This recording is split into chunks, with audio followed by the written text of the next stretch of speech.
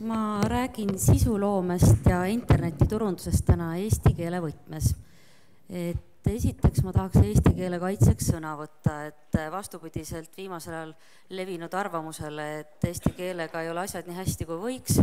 on tegelikult asjad kenasti. Maailmas on 6000 keelt ja eesti keel on rääkijate arvu poolest 274. kohal. Ja võib-olla veel olulisemad näitajad ühe keele arengu seisukohalt on see, et kas selles keeles saab kõrgharidust omandada ja eesti keel on üks 100, millest saab õppida. Ja võib-olla veel üks näitaja infotehnoloogiast, et pisipehme ehk Microsoft tarkvara on siis maailmas olemas ainult 35 keeles ja eesti keel on üks neist. Ja miks ma veel arvan, et eesti keelega on hästi, on see,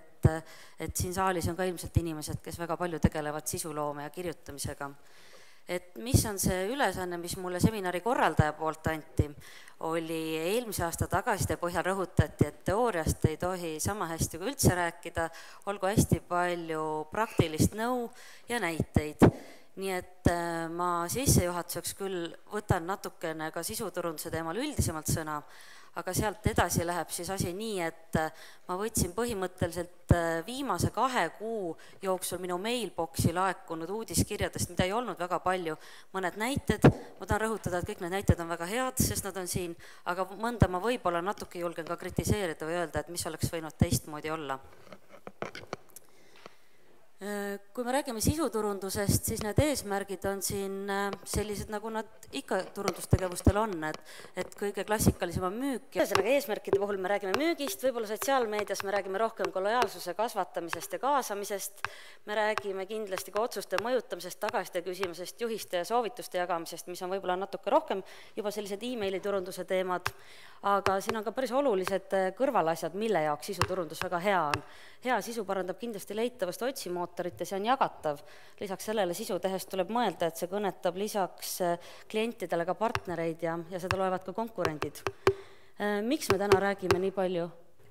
Miks me just täna sisuturundusest nii palju räägime ja ükskõik milliseid välismaiseid selliseid konverentse või turundusõpikuid vaadata, et see content marketing on järjest olulisem teema. Et tarbijad lihtsalt on täna informeeritumad kui kunagi varem. Tarbija harimine tähendab, et me hoiame aega kokku, et me võime hoida aega kokku sellises esimeses etapis toote tutvustamise arvelt ja lõpuks klienditeeninduse arvelt.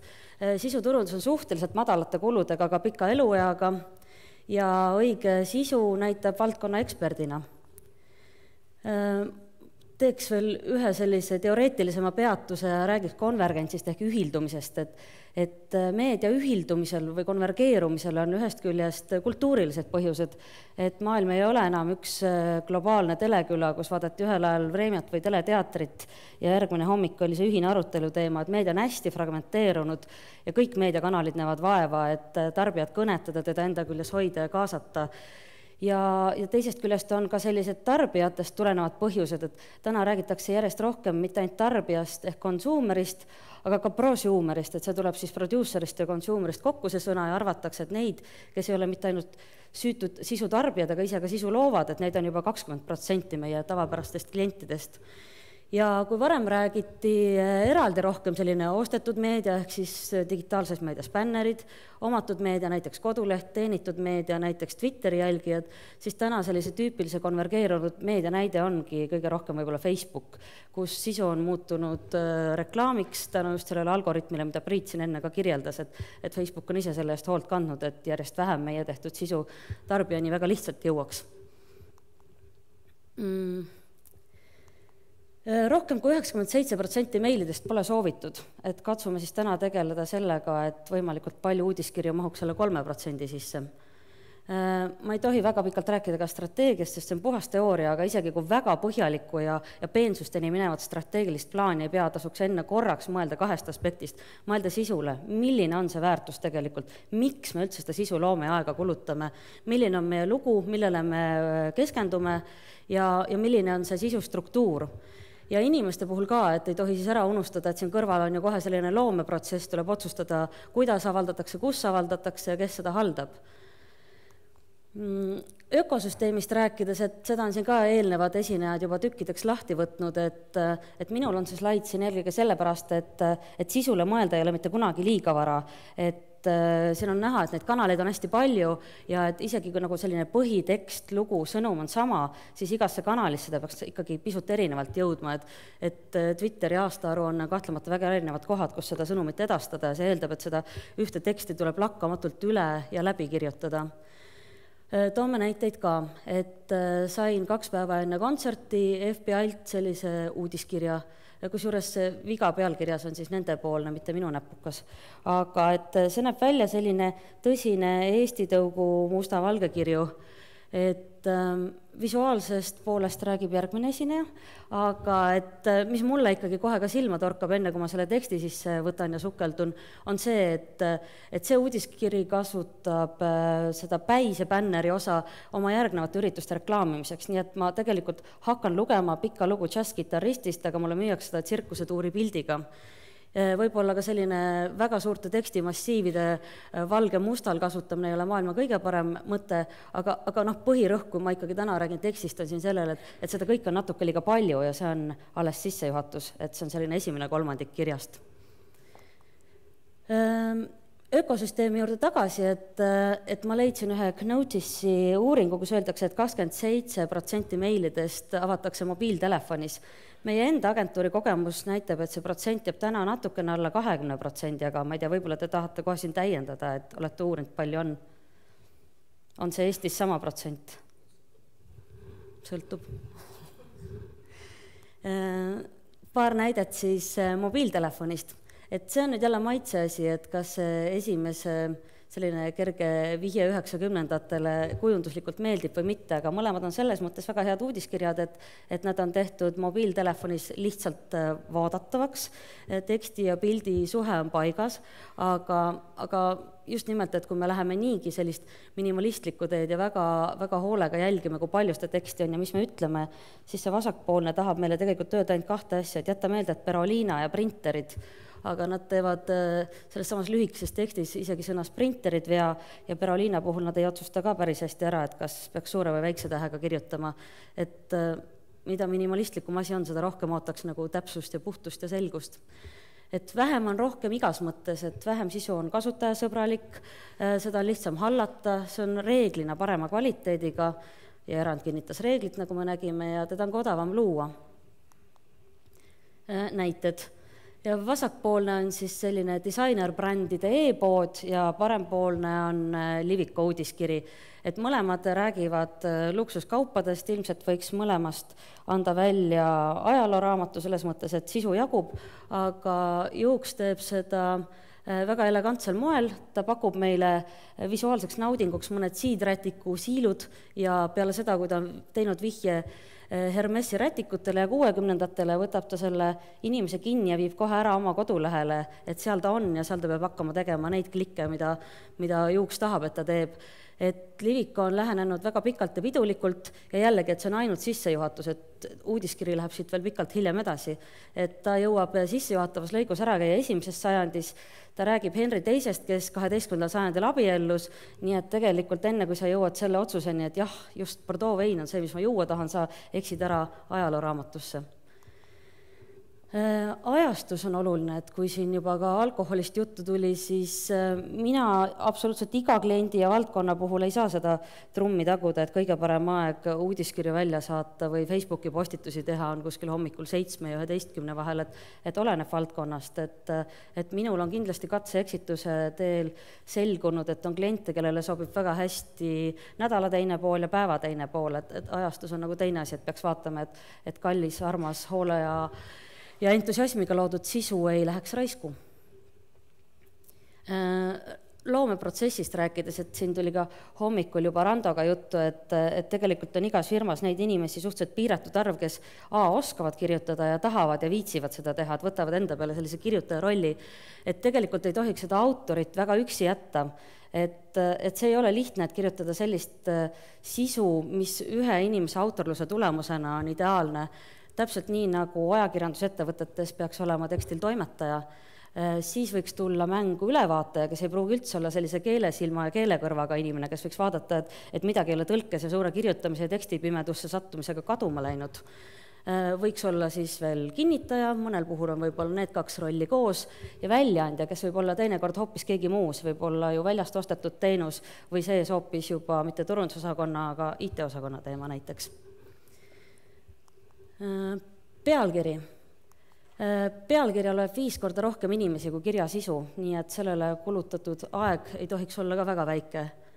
Et ma saan absoluutselt aru sellest, et kiusatus on kogu see meili subjekti rida teemat täis panna ja siin on üks ajakirjandusväljaande näide, kes kindlasti ka mõtleski nii, et no 2 teemat on ikka 2 teemat, et mis ma siin ühega jändan. Aga antud juhul juba kipub segaseks jääma, et kas rõõtav on spioon või ta tahab võimule pääseda. Ja selline sobimatu või eksitav pealkiri on peamine põhjus, miks meile ei avata. Ma ei suutnud loobuda kiusatusest panna siia üks slaid, mis Facebookist räägib uudiskirjade vahele, et kuivõrd ma arvan, kõik need, kes sisuloomega tegelevad, võib-olla kulub isegi igapäevaselt rohkem energiat ja auru Facebooki peale. Et siin juba peatus ka Robert, tegi pool tööd ära, lippan siin kiiremini üle, et avatud suhtluse puhul ma eelkõige mõtlen seda, et seda on ilmselt kõik kuulnud ja ise üritavad praktiseerida, et võiks hästi palju küsimusi küsida ja diskussiooni tekitada, et mul on tunne, et vahepeal üritatakse ka liiga palju öelda, et küsin natuke retooriliselt, et kui keegi ei vasta, siis ei ole nagu häbi, siis ma katsuks veel võtta pressiteatest ühe lõigu kokku kirjutada ja siis ma ütlen veel pärast, et mul on üritus ka, et võiks keskenduda ühele sõnumile. Mis on 2 peamist sisuteemat, et harimine ja meelelahutus. Et harimine siis eelkõige sellise oma toote või teenuse vaatevinklist, aga ei tohiks ainult iseendast rääkida, et peaks nagu meelt lahutama või vähemalt stiililt suutma selline olla, et see hariduse ja info pool on ilusti balansis. Siis üks asi, mida ei maksa karta, on ajakajalisus ja hooajalisus. Ma ei pea nüüd silmas seda, et kui te näiteks sotsiaalmeedia kalendrit teete, et te võtate kõigepealt ette rahvakalendri, panete sealt kõik Madise ja Toomapäevad kirja, siis aitavad naiste ja valentinipäevad veel pikalt edasi ja siis hakkate juba häid jõule ja jaanipäeva soovida, et igal tähtpäeval ei ole võib-olla mõtet, aga võib-olla teinekord maksab ilusa ilma puhul õnne soovida või leida ikkagi just need tähtpäevad, mis on relevantsed. et sellele tasub mõelda. Ja öeldakse, et 60% kõrgemad on engagement'i näitajad, kui Facebooki postitus mahub 3 rea sisse, nii et tasub sellele mõelda, et milliste tähemärkide arvuga te tavaliselt seal opereerite. Siis tagasi hüpates Priidu ettekande juurde, et jah, kuna on algoritm muutunud ja vähem inimesi näeb orgaaniliselt su postitusi, siis sellisest varasemast soovituslikust 2-3 postitusest on soovitused liikunud sinna ülespoole, et peaaegu igasse päeva võiks mingi postitus jääda, et eks jah eeldab suuremat pingutust, aga teisest küljest võib ka ikkagi ühe sõnumiga leida variante, kuidas see väga mitu korda ümber kirjutada või siis näiteks pildimaterjaliga seda muuta ja rõhuasetust erinevat leida. Et see on küll selline väga tõsine soovitus, et tekst alati koos pildi, video või lingiga, et sellel on jällegi nagu põhjused, et see teeb Facebooki rõõmsamaks ja teie postitust näeb rohkem, pluss see ka, et seal kindlasti on see emotsionaalne väärtus ka lugeja jaoks kõrgem. Ja mis põhiline, et ole inimlik, et räägi ikkagi nii, nagu inimene inimesega räägib, et ära tee sellist business to business häält ja ära käitu seal tingimata nagu selline suur ja kuri ettevõte. Inimlikkuse aspektist, et nüüd ma toon mõned näited, mis mulle endale on väga meeldinud, et Teater NO99 on ainuke ettevõte, kelle uudiskirju ma ei raatsi ära kustutada, isegi kui etendused on ammu möödas. Minu arust nad kirjutavad väga ilusti ja selle näite mõte on ennekõike see, et ära siis kujunda, kui sinu trump on sõna, et kasuta seda sõnajõudu ja sellele kindlaks, et siin on siis server kirjutanud ühe vabavärsi ja samas on ta kõik praktilise info ka kenasti edastanud, nii et see mulle meeldis hästi. Üks teine hea näide, kus lugejakeeles on kirjutatud, et äsja siin kirgi tekitanud elektriturule sisenemine, et mina arvan, et mina tegin oma valiku ainult sellepärast, et Elektrimüügi AS-i kodulehekülg oli lihtsalt nii kasutajasõbralik, et enne kui ma jõudsin millestki aru saada, oli ma lepingu teinud, et õnneks ma sain küll aru ka, et nad selgitasid ka asja väga hästi ära, et miks neid võiks valida. Ja selle asemel, et nad kirjutaks, et käesolevaga teatame, et leping number see ja see on sõlmitud, nad kirjutasid mulle päris kenasti, nad kirjutasid mulle tänukirja. Oled nüüd meie kõige värskem uus klient, täname sind veel kord, et sellise pöördumise au meile võimaldasid, et minu arust on nagu lihtne ja armas. Teine näide ka veel neilt, et mis siis juhtus, kui arve tuli, et ega mulle see arve meeldis ka väga, seal oli selline kuu keskmine temperatuur neile friikidele peal, kes tahavad kuutemperatuuri järgi siis eelmiste aastate keskmisega võrrelda või midagi sellist. Aga jällegi, et tooks väga heaks näiteks selle pöördumise. Hea näitena rõhutaksin seda, et jällegi, et ei ole mõtet panna mingit tohutut pildigaleriid, et piisab sellisest firma graafikast, mis äratundmisrõõmu tekitab. Ja jällegi, mulle meeldib see sissejuhatus. Aitäh, et valisid oma elektrimüüjaks just meid, et meie koostöö sujuks laitmatult. Kirjutamas oli järgnevalt 3 olulisest teemast, millega võiksid kursis olla. Ma saan aru, mida mulle öeldakse ja miks mulle öeldakse, mitte ei räägita ajaloost, turuosadest ja jumal teab millest, mis sel hetkel ilmselt ei ole minu jaoks enam oluline. Nüüd mul on siin üks selline väheke baroksem näide ja nende uudiskirjade põhjal ja võib-olla mõne põhjal me tema täna ei näidanud ka, võtaks ma kokku mõned sellised tüüpvead, mis silma hakkasid, sest ma mõtlesin, et äkki see on väga praktiline, et Mikku ja teisi siin õnnelikuks teha. Et kõigepealt selline omadussõna barokk, et nagu siin ühes uudiskirjas oli ka näha, et väärikalt suursugune, et ma ei tea, sellise läbi ja ümber ja kokkukirjutamise mõte on ikkagi see, et kõike võib algul nagu palju olla, aga vaata pärast, et seal ei oleks mõttetuid kordusi, et selliseid täiend ja tühisõnu vahel. Et ja teisest küljest ka selline barokk-kujunduses, et kus näha, et võiks nagu mõelda, et kui saab lihtsamaks teha, siis see vähem enamasti rohkem. Kirjavahemärgid ei ole üldse selleks mõeldud, et lapsi juba koolis hulluks ajada, et nad on lihtsalt selleks olemas, et lugemine hõlpsam oleks. Ja minu arust muidu võib-olla ei olegi asjad halvasti, aga mis mulle hästi silma torkab, et kui turundajad räägivad brändidest ja firmadest, et selline ülakoma hullus, et tegelikult on siin ju reegel väga lihtne, et kui sõna lõpeb kaashäälikuga, häältakse täishäälikuga või vastupidi, siis on õige koht see sinna panna, muidu tuleb neid käänata nagu tavalisi eestikeelseid sõnu. Siis see ei ole otseselt täna grammatiline viga, aga mul on tunne, et need, kes on kuulnud, et sina ja teie on suure tähega ja sellist stiili endale kuidagi on omaks võtnud, et nad ei lase selleks ka mitmuse puhul lahti, et tegelikult mitmuses pöördumise puhul ei loeta nagu eesti keeles heaks tavaks, kui see on suurtäheline. Ja pöördusin siin Miku poole, ma arvan, et Mikk tegelikult ei ole seda viga teinud, aga see on selline hästi tüüpiline viga, et ükskõik, mis seal lõpus soovitakse, et mõnusat nädalalõppu, päikest, tuult, tormi, mida iganes, et see jälle ei ole vastupidi siis see koht, kus koma peaks olema, et siis eesti keeles moodustub sellest üte, nii et selle lausega sooviks Mikk justkui kirja lõpus ise endale kõige paremat, mis on okei, aga võib-olla see ei olnud nii mõeldud. Ja teine asi, või tähendab siis juba 5. asi, eks ju, et mis siin Pioneeri uudiskirjas ka on näha, et kui Facebookis võib-olla on õudne isu neid emootikone kasutada ja olgu siis uudiskiri on see koht, kus ma arvan, et läheb nagu eesti keeles selline piir, et seal võiks ilma hakkama saada. Et see sõnastus peaks olema selline, et see naerumärk tekib sinna iseenesest. Et näiteks kui selle ülemise näite juurde minna, siis oli siin nagunii juba kirjas, et loe ja mõtle kaasa, kommenteeri ja soovita sõbrale, paku teemasid ja kirjuta ise, ole pioneeriga, et aitab küll, et see oli nagu see punkti koht, et ei olnud vaja enam seda naeru, et ühiselt hakkame maailma paremaks muutma. Ma vaatan, et ma olen ajaga nagu suhteliselt hästi mäel, et te võite ka vahele segada ja karjuda, et see ei ole nii või kust sa selle võtsid, et me ei pea võib-olla seda küsimuste vooru nii kramplikult ootama, kui õige slaid ees on. Ja siis ma olin veel nii praktiline, et ma panin siia telefoninumbrid ja lingid ja et laadige endale Ussi äpp alla, et see ei ole üldse mingi häbiasi, et mina suhteliselt vanuigi käisin ja õppisin eesti keelt ja mina ütlen, et kõik keeletoimetajad kasutavad Ussi, et see on täiesti okei sealt kontrollida, kui tekib segadus teemantite või mingi muu sellise tüüpkonnaga, kus täpselt ei tea, et milleks T-täht muutub käänates. Et üks asi veel, et mis on, Eki lehel on igavesti palju häid linke, et üks asi, mis veel on silma torganud, et mis on nüüd just äsja paranenud, et maailma kohanimed on asi, mida inimesed arvavad, et kui nad selle koolis ära õppisid 20 aastat tagasi, et said 5 ka, et siis on hästi. Et keel on ikkagi nii liikuv ja arenev organism, et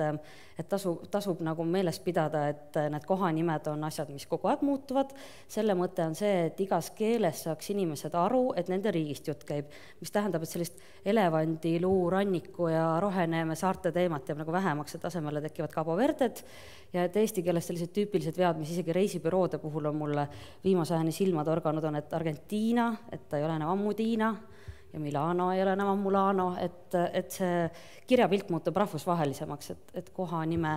asja tasub ka tšekata. Ja kokkuvõtteks ma ütleks Benjamin Franklini sõnadega, et ega tingimata ei pea kirjutama, et kui te olete tegude inimesed, siis tehke parem selliseid asju, millest kõik teised tahavad kirjutada.